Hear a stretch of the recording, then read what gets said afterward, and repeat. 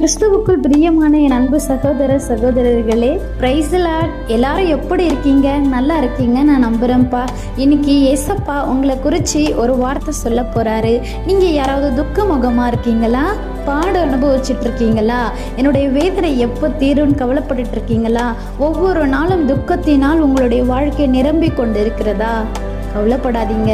இன்னைக்கு ஏசப்பா உங்களுக்காக தாங்க பேசுறாரு, உங்ககிட்ட பேசுறாரு. ஓகேவா?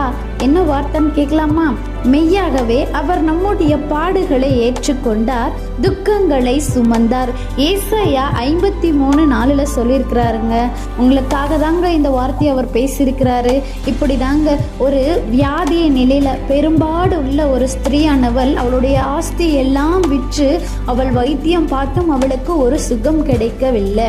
ஏசப்பா ஒரு வழியாக வந்து கொண்டிருந்தார். அந்த வழியில அந்த ஸ்திரீயானவள் உட்கார்ந்து மிகவும் துக்கமுகமாக உட்கார்ந்து கொண்டிருந்தாள்.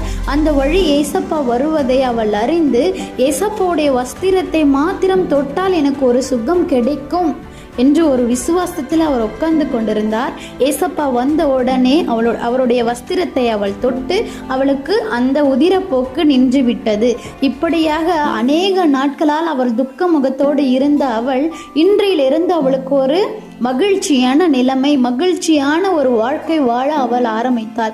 இப்படிப்பட்ட வியாதியை ஏசப்பாவால் மாற்ற முடியுங்க. நீங்கள் எதை குறிச்சும் கவலைப்படாதீங்க. உங்கள் துக்க முகத்தை அவரால் சந்தோஷமாக மாற்ற முடியும். இன்றைக்கு மாறும். என்னோட கூட சேர்ந்து விசுவாசத்தோடு ப்ரேயர் பண்ணலாமா?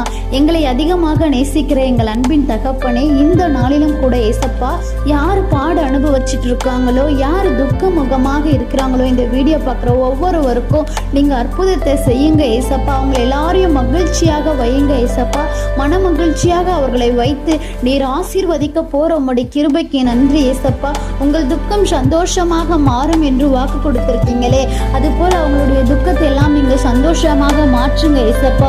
உண்மையே நம்பி ஒவ்வொரு நாளையும் கடந்து கொண்டிருக்கிற பிள்ளைகளை நீங்க ஒரு விசை கண்ணோக்கி இறங்கி பாருங்க ஏசப்பா. நீர் இறங்கி அவர்களுக்கு ஒரு அற்புதம் செய்ய போகிற உம்முடைய கிருபைக்கு நன்றி. இயேசுவின் நாமத்தினால் ஜெபிக்கிறேன் ஜீவனுள்ள நல்ல பிதாவே. ஆமென்.